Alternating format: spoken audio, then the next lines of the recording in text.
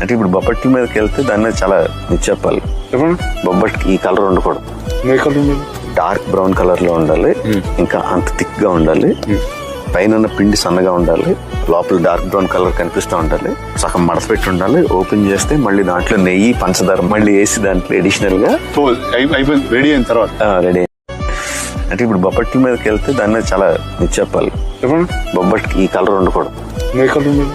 Dark brown colour లో ఉండాలి, ఇంకా అంత థిక్ గా ఉండాలి, పైన ఉన్న పిండి సన్నగా ఉండాలి, లోపల డార్క్ బ్రౌన్ కలర్ కనిపిస్తూ ఉండాలి, సగం మడత పెట్టి ఉండాలి. ఓపెన్ చేస్తే మళ్ళీ దాంట్లో నెయ్యి పంచదార మళ్ళీ వేసి దాంట్లో అడిషనల్ గా అయిపోయింది. రెడీ అయిన తర్వాత రెడీ. అంటే ఇప్పుడు బొబ్బట్ల మీదకి వెళ్తే దాని మీద చాలా ఇది చెప్పాలి. చెప్పండి. బొబ్బట్కి ఈ కలర్ ఉండకూడదు, ఏ కలర్ ఉండాలి? డార్క్ బ్రౌన్ కలర్ లో ఉండాలి, ఇంకా అంత థిక్ గా ఉండాలి, పైన ఉన్న పిండి సన్నగా ఉండాలి, లోపల డార్క్ బ్రౌన్ కలర్ కనిపిస్తూ ఉండాలి, సగం మడత పెట్టి ఉండాలి.